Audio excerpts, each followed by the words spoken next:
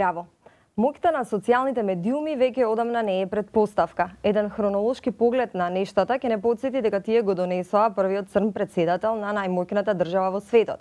Низ годините се потврдија како блиски роднини на демократијата, но покажаа слабости кон манипулацијата и злоупотребата. Се на се, во добро и лошо, човештвото го јавна бранот на оваа необична комуникација, која што создава една своја, сосема поинаква реалност од онаа што ја знаеме. Во срцето на таа реалност се така наречените звезди на социјалните медиуми.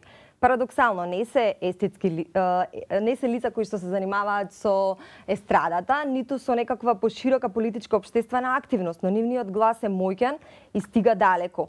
Токму за тоа дебатираме. Што се крие зад феноменот на славата на овие луѓе? Дали е тоа некаква празна приказна или суштинско влијание? Добре дојдовте во Зебра. Ова емисија се емитува на интернет и без социјалните мрежи не би била комплетна, така што можете и ви да се вклучите со вашите ставови како и досега. Користете го хаштагот ЗебраМК и коментирајте на нашата Facebook страница. Да се надорзам само на тоа, Маја што кажа дека социјалните мрежи како и секаде така и кај нас ги променија сваќањата во поглед на медиумите, во поглед на маркетингот и во поглед на личната и колективната комуникација. Едно прашање и за Јована Тозија и за Никола Стрезовски кои што се со нас наши денешни гости. Значи, како вие ја сваќате лично популарноста на социјалните мрежи и дали воопшто и како ја вреднувате во поширокиот општествен контекст? Здраво. Популарност на интернет, само доколку личноста е популарна на интернет и ништо тоа не се прелева во реалниот свет, за мене е безцелно. Значи, доколку е некој популарен, само доколку прави некакви смешки на интернетот, е многу вицкаст или се прославува за својата убавина, во реалниот живот нема никаква корист. Доколку некој успее своји општествени ставови, било каква уметност или некаков друг сегмент од животот, од виртуелниот свет да го префрли во вистинскиот, тогаш веќе таа интернет популарност ја искористил за своји лични или општествени цели, тогаш има некаква сврх. Јована, ти имаш 5083 следбеници. Ако треба да ги собереш на едно место, на Твитер, ако треба да ги собереш на едно место во реалноста, ќе треба веројатно да ја закупиш салата Борис Трајковски, затоа што на плоштад нема место. Можеш ли да се замислиш како држиш говор пред повеќе од 5000 луѓе? Она што секојдневно на некој начин го правиш на Твитер? Па, искрено не, бидејќи јас кога пишувам на Твитер немам перцепција дека толку многу луѓе ме следат. Значи, знам дека таму во позадина некој чита, меѓутоа дека е тоа толкава маса на луѓе не го прецепирам баш така. И тоа веројатно те охрабрува и ќе прави целата комуникација полесна. Ја намалува ли тоа, Никола, одговорноста за она што го правиме на социјалните медиуми во однос на реалноста? Да, се слагам со Јована дека во таа насока на како се одвиваат работите со интернетот, дека нема апсолутно некое влијание во пошироката јавност, тоа дека ти имаш многу следбеници, па тоа што опишуваш влијае на некои општествени процеси, на некој настан, дека нешто промовираш или освен себе си, нешто значајно правиш. Интернетот се уште не е феномен нас и се уште го сваќаме вака или така. Ова јас го гледам само како некоја алатка. Порано, филозофите се собирале нагора и тоа им било местото за социјално дружење, за разговарање, споделување теми. Сега ги имаме... На сред село... се собираат и дебатираат за различни теми. Сега интернетот е нешто што ги олеснува работите во таа смисла. Сократ морал да се облече, да излезе, да пешачи и да стигне до плоштадот. Тоа како или вака или така ствара некоја одговорност дека не можеш тоа да го направиш така многу едноставно. За разлика од интернетот, што 10 секунди ти се подига компјутерот, ти се вклучуваш на интернет и можеш да споделуваш работи во таа брзина и работите стануваат површни. Мислам, го гледам во таа насока и стануваме површни во смисла на перцепирање на работите, на гледање, на споделување, така да имаш еден твит да си влијателен на Твитер е како да си богат во монопол, значи сосема беззначајно, а и праксата до сега покажава дека немаме некое влијание, не знам како големо. Жестоки дискусии на интернет се случуваат не само во Македонија и надвор. Впрочем, ние, како и за се и за тоа, доцна па ги преземавме и тие работи тука. Терминот хейтери исто така често го употребуваме.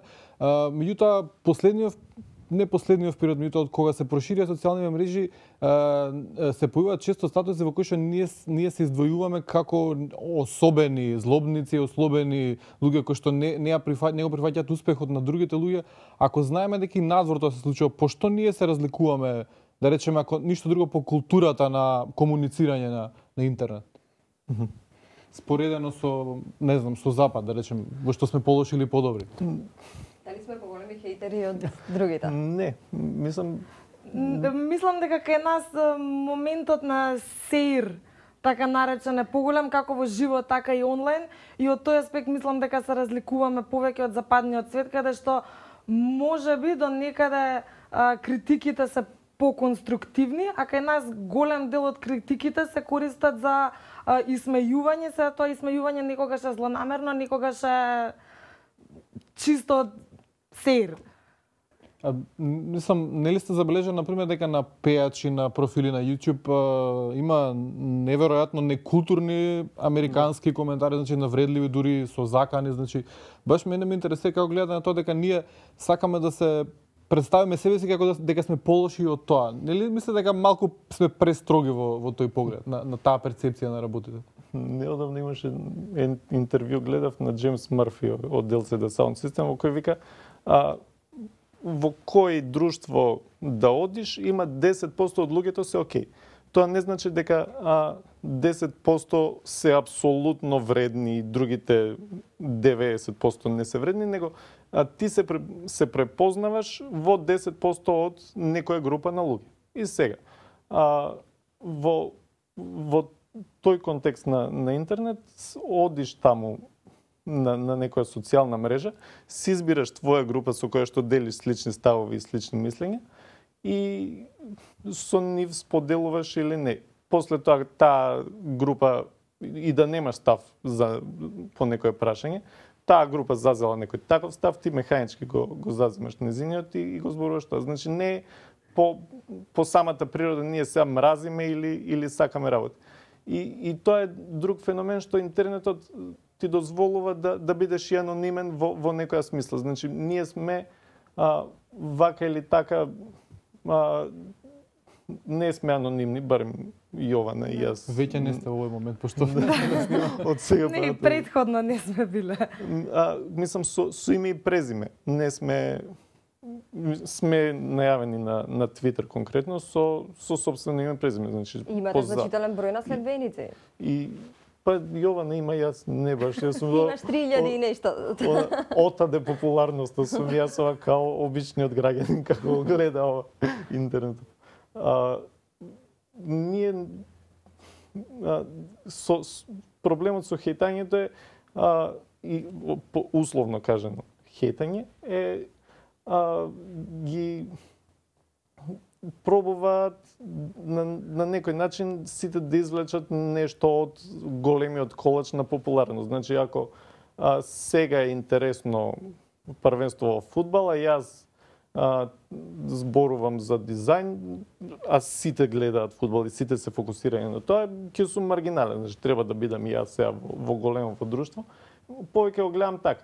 Втор дел како психологија на толпата се приклучуваме кон доминантот. И на таков начин интернетот не привлекува и ова со анонимноста, значи може секој кој што нема име и презиме своја фотографија, може да зборува што сака. И сега тоа го толкуваш кој хейтање, мене се сосема нерелевантни.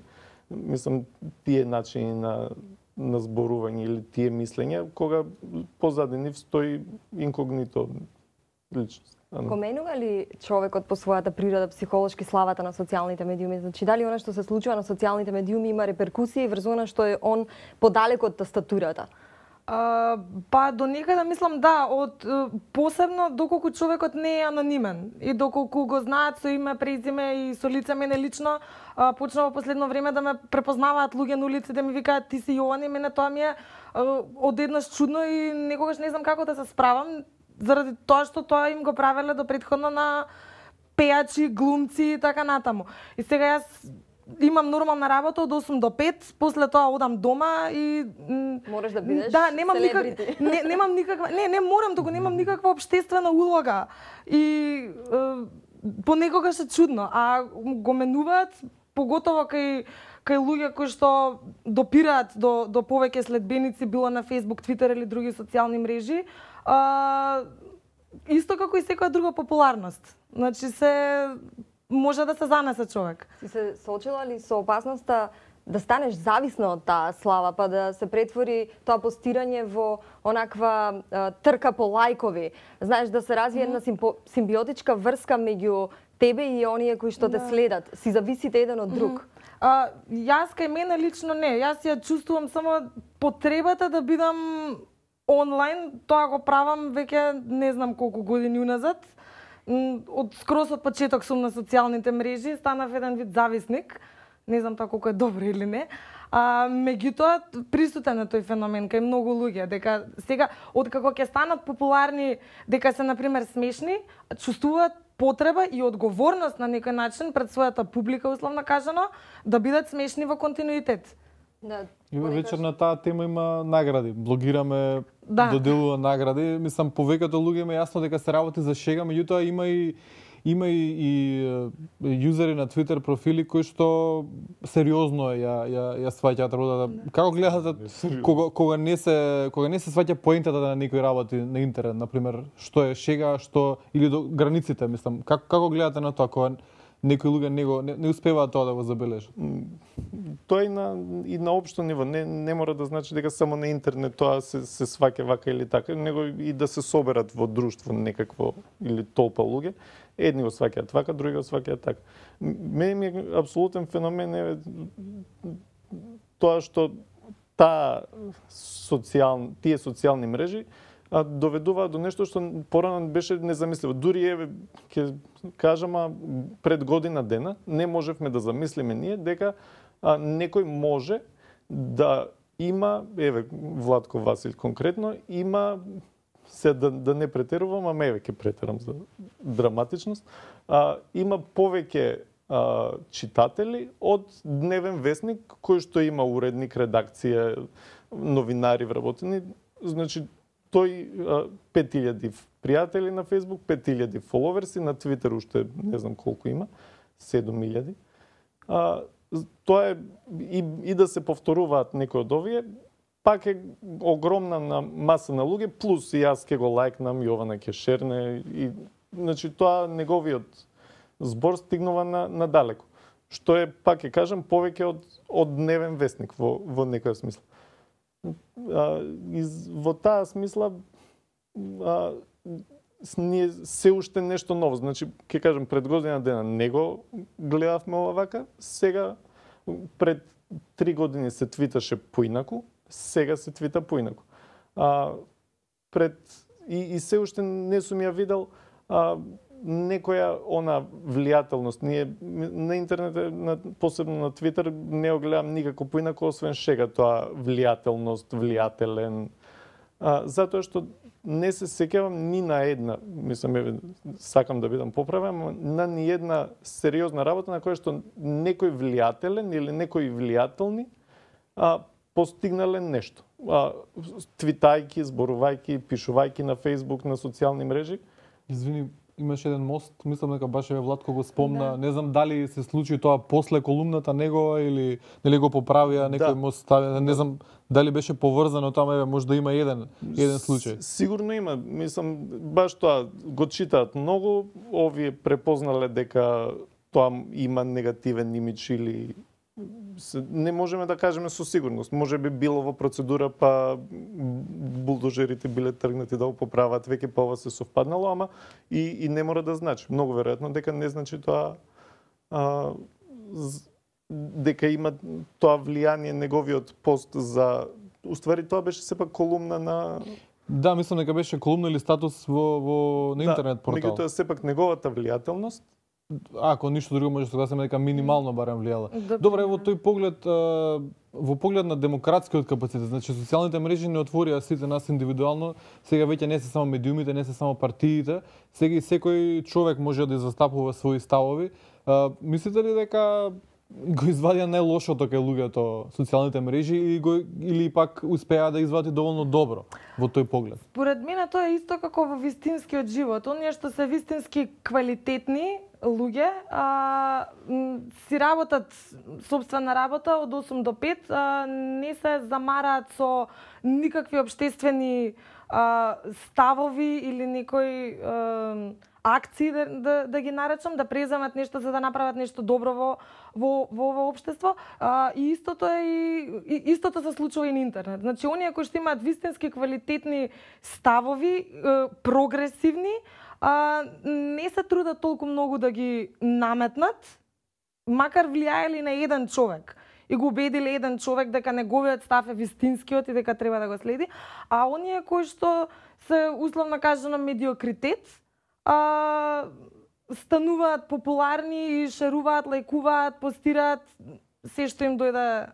Претпоставам, не мислиш дека Васил, Бетмен Велит или Лешовски се медиокритети, на што се должи нивниот успех? Не, ама тоа се ретки случаи. Значи јас сум сигурна дека има многу повеќе луѓе со многу поквалитетни идеи, ставови, многу поквалитетни поети, музичари, писатели, што и да е, кои што седат дома затворени, за нив интернетот е компјутер на кој што поминуваат 2 сати дневно да проверат кој им пратил порака на Facebook, да прочитаат вести ако не купиле вестникот Сабајле, тоа е тоа. А на што се должи успехот на овие тројца, кои што можам да ги издвојам како највлијателни?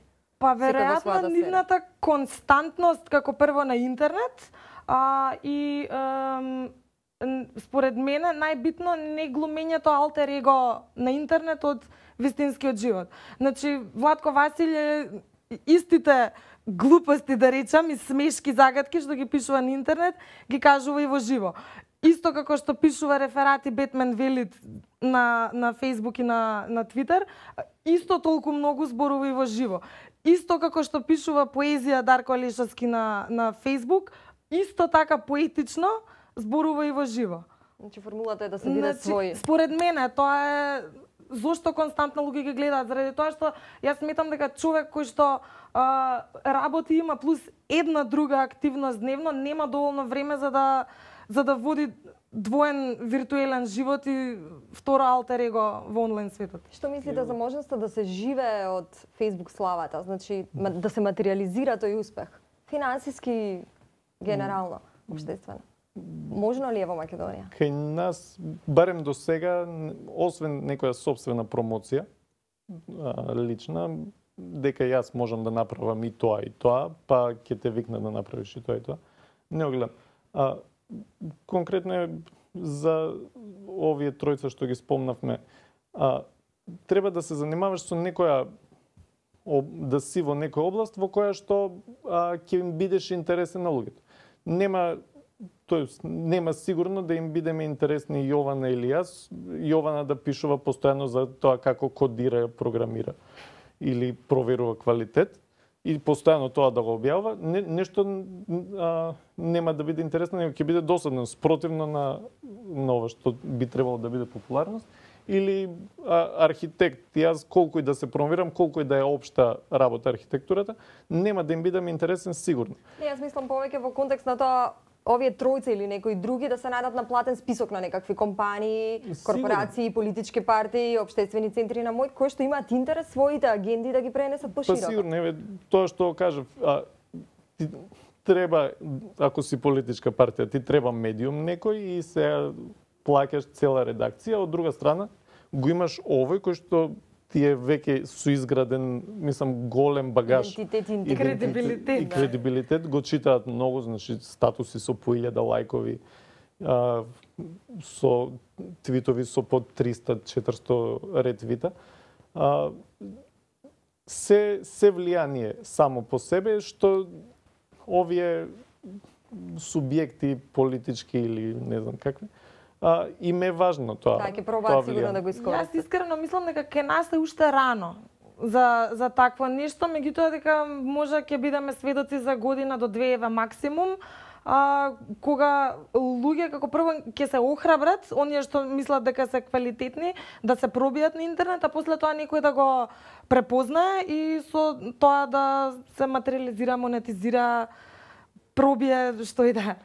Две работи од Фидо да искористам, значи имаше една спомна дека некој вика вака беше некако од Фидот, некој мисла дека зборите ништо не значат, а тоа илјадници читаат. Се мисли на вредите луѓето кои што ги употребуваат кога коментираат и кога напаѓаат некого. Дали каков е вашиот став во тој поглед, затоа што на некој им се чини дека буквално се можат да кажат и да тоа да помине како дека е окей, да речеме. Како гледате на тоа? Исто со она што го спомнав преска, значи многу е лесно на интернет да навредиш некого. Заради тоа што не си тет-а-тет со таа особа и не ја чувствуваме тежината на зборовите кои што ги кажуваме, без разлика на која основа ќе ја пуштиме навредата. И мислам дека и луѓето кога навредуваат на интернет, самите не се доволно свесни која е тежината. Да, која е тежината на навредата. Во живо не би навредиле ни 30%, можеби воопшто не би ја навредиле истата особа која што виртуелно ја хејта. Извини, уште еден твит спомна, мислам дека беше Игор Трајковски, дека 60 и нешто посто луѓе сметаат дека социјалните мрежи немаат никаква општествена влијателност, а 30 дека имаат. Може ли да кажеме дека кај нас социјалните мрежи се уште се еден тип на естрада, значи во спор генерално како ние ја сваќаме, а не некој тип на поле за малце посериозни изразувања? Само по себе. Кај нас социјални мрежи има еден сериозен и неуспешен обид за општествено менување и тоа беа протестите за Мартин Нешковски. И толку. Значи, тука се собра најголемата критична маса што можеше да се собере, што потекна директно од интернет и заврши неславно и неуспешно.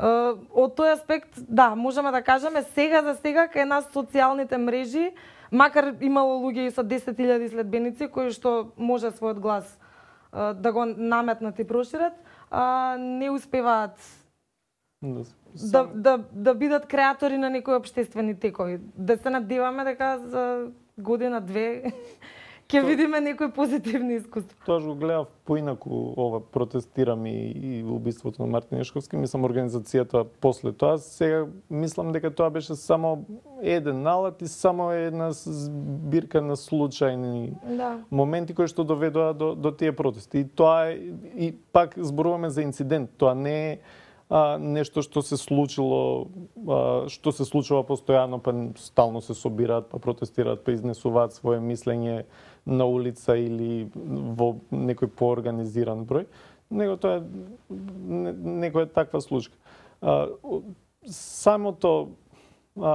Самата популарност, тоа треба да го разграничиме вака или така, не значи квалитет. Далеко од тоа дека представува некој квалитет. Мислам, случај на Ван Гог, апсолутно непопуларен, непознат, а апсолутен квалитет од друга страна. Ова што ја кажав, линија на помал отпор, на голема брзина, на сега и одма да се види, тоа се заборава после 5 минути, доведува до површност некоја на сите, што не значи дека во случајот на овие тројца се површни, овие тројца што ги спомнавме, се површни или неквалитетни. Од друга страна, за други професии, освен тоа пошто спомнавме за естрада, тоа што не е во домен на забава, на дури, мислам, тие што се моје поле на интерес, архитектура, дизајн, дури тие професии се сведуваат на мала група на луѓе, од време на време некој ќе му се допадне нешто и тој ќе го сподели, кој што не е во ова, ама се сведува на некоја, пак колку и да не е, таа е затворена група на луѓе кои што споделуваат работи, кои што тие мислат дека се некаков квалитет. Така да баш е во таа смисла естрада и популарност само во еден домен, на забава, не знам, дури ни музика. Мене ми е феномен што оние популарни стварно, што се на телевизии, на не знам се уште на не интернет медиуми, не поминуваат добро на социјални мрежи. Нешто не поминуваат добро, него ужасно поминуваат тоа како од политичари до пејачи до не знам културно забавни кои се работници. Баш се тие и ќе употребам зборот хейтани. Кога ќе премине границата, ова со Дарко Лешовски беше феномен исто, кога ќе премине границата на ние сите тука на интернет, кои што се идентификуваме како една од десетината од другиве кои што не користат интернет, гледаат телевизија дома, а ние користиме интернет и ние сме... Кога тој ќе излезе во таа друга група на естрадата, тој тогаш почнува да се хейта. И има баш и твитерџи кои што почнуваат да хейтаат одреден лик на интернет во моментот кога тој ќе стане популарен. И тоа ми е интересен феномен мене, значи во некоја смисла кога тој пишувал забавни статуси, не знам што, билоки, ја преминува таа граница, станува мејнстрим популарен, тоаш веќе тоа е површен, несериозен. Дали тоа значи дека Лешовски почнаа да го хейтаат според тебе тогаш кога станал популарен? Ми е интересен феноменот, се што се дешаваше со Дарко Лешовски и огромните бројки на лајкови, на статуси, на електризирани огромни групи на луѓе. Оваа контрагрупа што се јави, кои што почна условно кажано да го мразат, мислам се, не знам како е тоа да мразиш некој што е на интернет, кога е телевизија, па ти се вклучил телевизорот и мораш да гледаш тоа, не знаеш кај е далинското и мораш да го гледаш и ќе се нервираш. Може нека псовка да падне, но само ти ќе останеш сведок на тоа.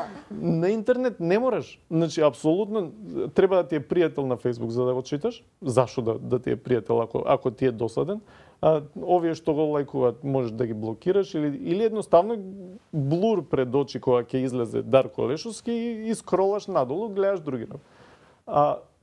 И уште поинтересна групата на овие што ги хейтаат, тие што ги хейтаат, тие што не им се допаѓа и така циклично се појавуваат нови. И оди до бесконечност. И мене беше сосем забавно, дури пошто мислам јас на Твитер сум најмногу за забава. Да, и гледаш и многу работи ќе ги видиш од другата страна. Некој ќе каже во 140 знаци дека ова нешто се прави вака затоа што тоа и ти се разјаснуваат многу повеќе. Дури не гледам вести, ја знам се што се случува баш само поради Твитер. Ова со хейтањето и со сакањето или некењето на Дарко беше во таа насока се издвоија сите можни категории на луѓе и не смееш да си индиферентен ти спрема тоа. И сега јас пробувам... Тоа е проблемот, што не смееш да си индиферентен. Секој чувствува потреба дека треба да се произнесе за ставот. Да. Ке трае ли овој феномен долго? Мислам да. И колку се повеќе луѓе стануваат поприсутни на интернет, се повеќе ќе бидат засегнати. Значи, кога е нешто толку станува мејнстрим популарно, секој чувствува потреба да се произнесе, заради тоа што ако не се произнесе, ќе остане надвор од трлата. Допрва ќе го гледаме тоа.